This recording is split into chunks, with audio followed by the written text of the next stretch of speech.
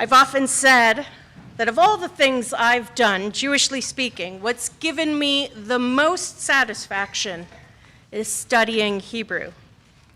Learning it has opened up Torah for me in the most unexpected and beautiful ways. And I've developed my understanding of our ancestors' views on life and the universe far more than I would have thought possible. Here's an example. In Genesis 2, we find a verse which says, "Vayitzer Adonai Elohim et ha'adam afar min ha'adamah." God formed the human, Adam, from the dust of the earth. Now, we might know this story. We may have been told it as children, most of us in English. The thing is, when we read it in translation, we miss out on the things that hint to a bigger, more profound lesson on our existence in the universe. We'll start by examining that first word, vayitzer, which is exceedingly rare in the Pentateuch, occurring just 4 times, 3 of which happen to be in this story in Genesis 2. When we read the first story of creation, Genesis 1, vayitzer isn't used. Instead, we read, vayivra Elohim et ha'adam b'tzalmo. God created the human in God's image. In the image of Elohim, God created him. What's the difference? Well, I think there is quite an important distinction between the two, a difference we reference over and over and over again during the high holidays. The creation in Genesis 1 is the result of God declaring humanity into existence. As we say in the prayer, Baruch She'amar, God spoke and the world came to be.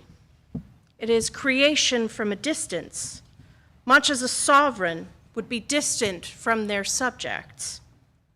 This is God as Malkeinu, our monarch. But we know there's another side to God.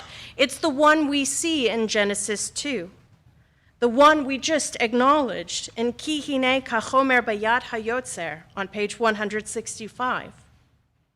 There is the God who formed us, the God who used their divine hands to sculpt us into existence.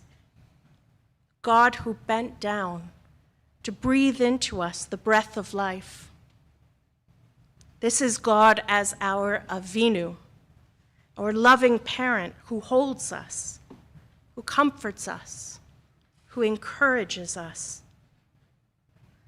As I mentioned, Vayitzer occurs 4 times in the Pentateuch, so we would be missing out if we didn't look at that 4th example. And it brings us to a very different text, this time Exodus 32. Moses had gone up Mount Sinai to convene with God, and Aaron is left with rebellious Israelites who are crying out for a new deity. So Aaron takes their golden jewelry, melts it down, Vayatzaroto becheret, forms it in a mold. Yes, apart from our creation story, the only other thing formed in this fashion in the 5 books of Moses is the golden calf. 3 times this verb, vayitzer, is used to create us and the living world around us. Once, it creates an idol.